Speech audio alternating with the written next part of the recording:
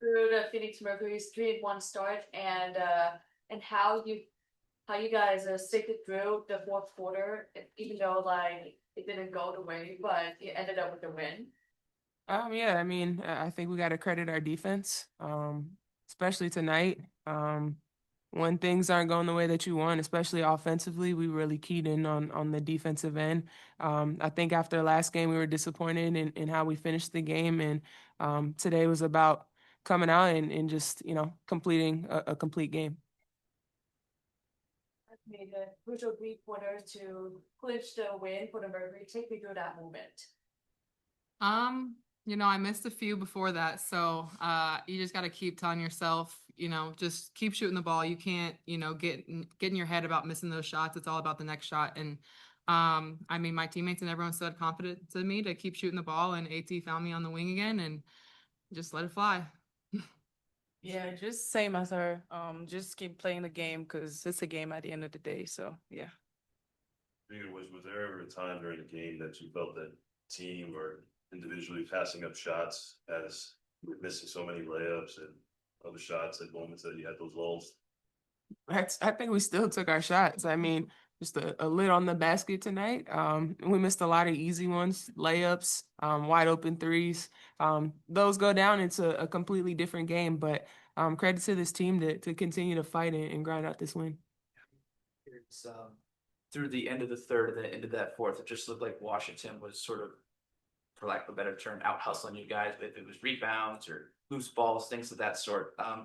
How did you, as one of the leaders on this team, not let that transpire or not let that fold over into the rest of the fourth quarter?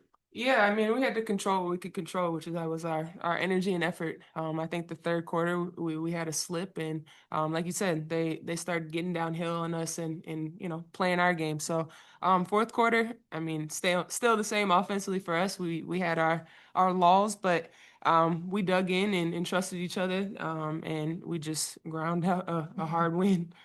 Melissa, Nate said that it seemed like Kiki woke up something in you. For you as a competitor, how much do you enjoy it when you're playing a game and you get to kind of go back and forth with another player like that, and it's just really good basketball going back?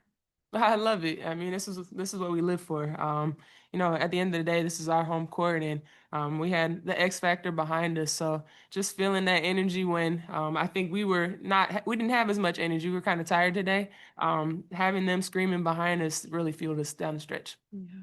Monique, you spend a lot of time. I think you set the most screens for the Wizards so far this season when you on the ball. Can you just talk about the uniqueness of that as a guard and kind of your reads on angles to help her out getting to the rim?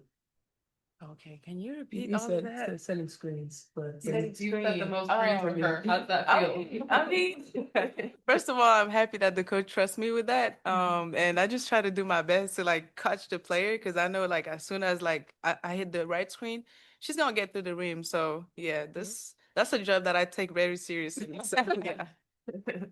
Good. Listen, that y'all do a good job with showing like no help and late help to kind of keep you from getting to the basket or even getting sweepings. Can you just talk about your reads in those scenarios and how it kind of helps to keep your shell intact? Yeah, I mean, it's something we work on. You have our guards pressuring as hard as they are. It's our responsibility to make sure we have their back. And I think that's the biggest thing that was down the stretch in the fourth quarter was knowing that we had each other's back, and just trusting that we were going to be there. AT, to follow up on an earlier question, did Kiki wake up something in you? I'm always awake, so it doesn't matter. I'm always ready to play. Ready. You have a box score up there, but they had 30 turnovers. Like that's a pretty glaring number. What's your reaction to that? What's that? Yeah, I mean, like I said, credit to our defense. I think if we don't have that, we might not win this ball game. Like I said, our offense and how we weren't able to hit shots tonight, it was tough. But 30 turnovers, that's the difference maker in the ball game. No need to be weird with her sitting right next to you, but just what's it like having the playmaker Melissa's caliber out there with you guys? It feels good, man. You're just confident. You're ready to shoot. So yeah, just be ready because she gonna see you. So yeah. Monique, I'm just curious. I mean, it's a very atypical position for you starting as a rookie and being a big contributor like you have. I'm just curious how your confidence has grown. I mean, I know it's a short sample size in terms of the amount of games that you played, but how have you seen your confidence grow as a shooter since the beginning of the season? Honestly, it doesn't only come from like the beginning of this season because I've been playing basketball for a while now, and so this season back in Europe, I've also like focused on my 3-point shot, and the confidence just come with you shooting the ball. So yeah, every time I take a shot, it's like you gonna make it, and if I don't make it, next one you gonna make it. So yeah.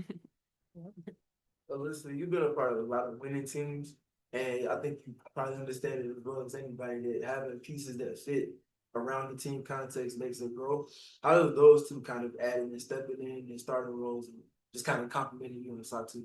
Yeah, I mean they're ready. They're pros. And my job is to, get their shots and make it easy for them, and they come in ready each and every day, and it's just easy to play with them. A lot of people might not know who they are, but we have the utmost faith in them, and we go out there and battle with them each and every night. Yeah, you got a team that 4 steals, and even though you didn't shoot as great as they did, 2 for 9, how good is She hit when it matters. Right. She hit when it matters. Yeah. Yeah, how's good it feel that you can hang your hat on those 4 steals out of the 15 that you'll have total. I mean, when I'm in the game, I just want to make an impact. And whether that's on the offensive end or defensive end, that's kind of where my head's at. And yes, I wasn't making my shots, but like I said earlier, I mean, it's about the next one. And that's what they're expecting me to do on offense is be ready to shoot the ball when she drives and, attracts everybody, be ready to shoot the ball on the outside. And so, I mean, just having that mindset and on the defensive end, I mean, it's war. Like, we're just ready for anything. And, like she was saying, our guards are playing really good defense. And so they have trust that we're behind them. And that's kind of our principle. So. We'll do one more. Yeah, Coach brought up a really interesting point about your verticality when you're defending around the basket. I'm just curious from your perspective as a big, just how you're able to put yourself in those positions to where even though it may not be a block shot, you're still able to alter it effectively. I think just reading the game. I feel like I've always been a good help defender. And that just comes with, I think, basketball IQ and, timing and everything like that. And as far as like, being vertical, I haven't really been foul prone like my whole career. And, I think that's just a big part of it. But I mean, just being able to impact shots, it definitely, like, people miss shots when there's someone in front of them. So just being able to being in the right spot at the right time, I think has been huge.